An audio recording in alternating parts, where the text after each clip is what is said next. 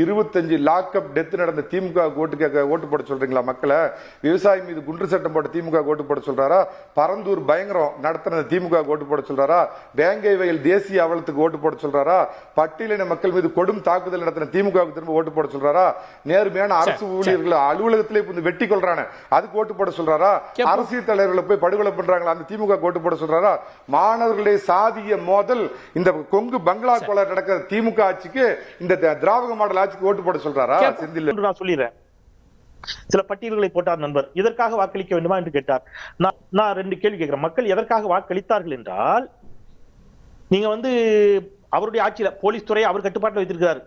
ஆனா 13 பேரை காக்கா குருவி மாதிரி தூத்துக்குடியில் சுட்டு கொல்லப்பட்ட பிறகும் எனக்கு அது தெரியாது என்று சொன்ன எடப்பாடி பழனிசாமியை விட அஜித்குமார் காவல்துறையினரால் கொடூரமாக தாக்கப்பட்டு மரணம் அடைந்ததற்கு பொறுப்பேற்றுக் கொண்டு மன்னிப்பு கேட்டு வருத்தம் தெரிவித்து உடனடியாக அந்த காவலர்கள் மீது நடவடிக்கை எடுத்து சஸ்பெண்ட் செய்து அவர்கள் மீது கொலை வழக்கு பதிவு செய்த ஸ்டாலின் பரவாயில்லை, அவர் தனக்கு தெரியவே இல்லை என்று சொன்னார்.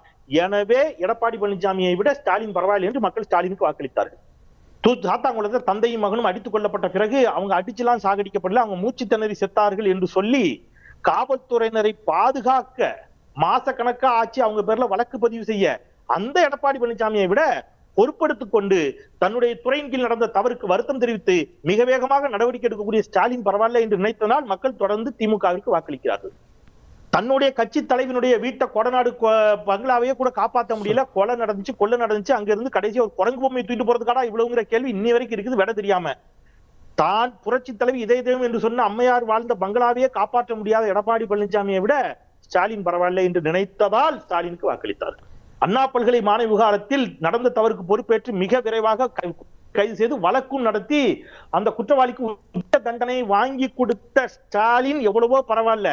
ஆனா பொள்ளாச்சியில தான் சொந்த கட்சிக்காரர் அதிமுக அணியினுடைய மாணவர் அணியினுடைய நகர செயலாளர் அருளானந்தத்தை ஓராண்டு ஆகியும் கட்சியிலிருந்து நீக்காம வச்சிருந்தாலும் ஐயா எடப்பாடி பழனிசாமி அவரை விட ஸ்டாலின் பரவாயில்லைன்னு நினைச்சதுனால மக்கள் தொடர்ந்து 2026 வாக்களிப்பார்கள். கேக்குறேங்க, அடுத்த முறை விடுதலை சிறுத்தை கட்சிக்கு யார் துணை முதலமைச்சர் பதவி தருகிறார்களோ அவர்களோடு தான் கூட்டணி அப்படின்ட்டு போய் துணை முதலமைச்சரா உக்காந்தீங்கன்னா பறந்துபட்ட அதிகார பகிர்வுன்னு செந்தில் வேளால இப்ப உயர்த்தப்பட்ட அந்த கொள்கை இருக்குதே, பறந்துபட்ட அதிகார பகிர்வு கன்னியாகுமரியில இருந்து மெட்ராஸ் வரைக்கும் எல்லாத்துக்குமே கொடுக்கலாம் சார். அது பாஜக ஒருத்தர் துணை முதலமைச்சர் ஆகுங்க. பட்டியல் சமூகத்தை சேர்ந்தவர் ஏன் ஒரு துணை முதலமைச்சர் ஆகக்கூடாதா? திருமாவளவன் அவர்களுக்கு அந்த உரிமை இல்லையா அப்படின்னு இங்க எழுச்சி தமிழருக்கான குரல்கள் ஒலித்த போது உள்ளபடியே நான் இன்புற்றேன், மகிழ்ந்தேன். வாழ்த்துக்கள், அனைவருக்கும் நெஞ்சம் நிறைந்த நன்றி. அதே மாதிரி பட்டியல் சமூகத்தை சேர்ந்த மரியாதைக்குரிய அதிமுக கூட்டணி இருக்கக்கூடிய ஏதேனும் ஒரு தலைவருக்கு ஏன் துணை முதலமைச்சர் பதவி கொடுக்க கூடாது? எல்லாரும் எழுச்சி தமிழர் மீது இவ்வளவு கரிசனத்தை காட்டுகிறீர்கள், அன்பை பொழிகிறீர்கள். அதிமுக எல்லோரும் கைவிட்டு விட்டு பேசுவதில் எனக்கு உடன்பாடு இல்லை சார். திமுக இருக்கட்டும், அதிமுக இருக்கட்டும், அதிமுக இருக்கக்கூடிய அணிகளில் இருக்கக்கூடிய கட்சிகளுக்கும் துணை முதலமைச்சர் பதவியை கேட்கணும், அதுதான் உரிமை. எனக்கு உள்ளபடியே ஒரு ஆசை, ஏன் ஒரு தமிழர் துணை பிரதமராக கூடாது? அது நம்முடைய மரியாதைக்குரிய ஐயா எடப்பாடி கே பழனிசாமியா இருக்கக்கூடாது? பாஜகவுக்கு தமிழ்நாட்டுல இன்னைக்கு பெரிய ஓட் பேங்க் கிடையாது. ஆனா அதிமுக பாஜகவை தன்னுடைய கூட்டணியில் இணைத்துக் கொள்கிறது.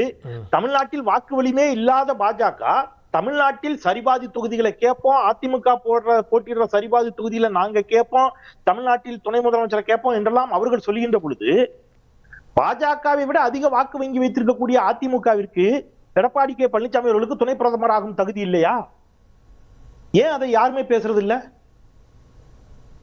சரி சார், அவரு முதலமைச்சர் சார், அதனால மாநில அரசியல கவனம் செலுத்துகிறார். அவருடைய கட்சியை சேர்ந்த ஒருத்தர் கொடுப்போம். என்னுடைய நண்பர் மணிகண்டன் அவர்கள் சொன்ன மாதிரி திருமா பதவிக்கு ஆசைப்பட மாட்டா, வேற யாருக்கா கொடுக்கலாம்னு நண்பர் குமார் சொன்னாரா, மணிகண்டன் சார் சொன்னாங்களான்னு தெரியல. நான் என்ன சொல்றேன், எடப்பாடி பழனிசாமி அவர்கள் ஒரு முதலமைச்சர் வேட்பாளர்னு வச்சுங்க.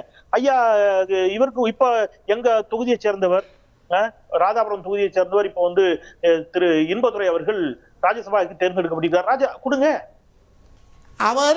அவர் ஒரு 18% மக்களுக்கு தலைவராக இன்னைக்கு இருந்துட்டு இருக்காரு. இந்த தமிழ்நாடு பூரா இருந்து சிறுபான்மை தலித் மக்களுடைய 18% சுருக்குறீங்க. அதனால என்னுடைய இனிய நண்பர், நெஞ்சுக்கினிய நண்பர் திரு குமார் அவர்கள் சொல்லிட்ட பொழுது வேலைவாய்ப்பு, கல்வி உள்ளிட்டவற்றில் கொடுக்கப்பட்டிருக்கக்கூடிய 18 விழுக்காடு இடஒதுக்கீடு, பட்டியல் சமூகத்தினருக்கு கொடுக்கப்பட்டிருக்கக்கூடிய இடஒதுக்கீட்டு அடிப்படையில் அவர் எழுச்சி தமிழர் தொல் திருமாவளவன் அவர்களை 18 விழுக்காடு ஒரு மக்களுக்கான ஒரு தலைவர் என்பது போன்ற ஒரு வாதத்தை வைத்தார். எனில் மறைந்த முதலமைச்சர் அம்மையார் செல்வி ஜெயலலிதா அவர்கள் 3 விழுக்காடு மட்டுமே கொண்ட வாக்காளர்களின் தலைவி. அப்படித்தானே குமார் சார்? ஏத்துப்பாருன்னா அதை 3 விழுக்காட்டுக்கு மட்டும் தானே ஜெயலலிதா தலைவி, வேற யாருக்கும் கிடையாது. இல்ல குமார் சாருடைய வாதத்துல நான் அதுல முரண்படுறேன். ஜெயலலிதாவை எல்லா சமூகமும் ஏத்துக்குச்சு, எனக்கு குமார் கூட சார் என்னுடைய ஒப்பீனியன் அப்படின்றாரு. பட் குமார் சாருடைய கருத்துல எடுத்துக்கிட்டா அது அப்படி எடுத்துக்க முடியுமா? முடியாது.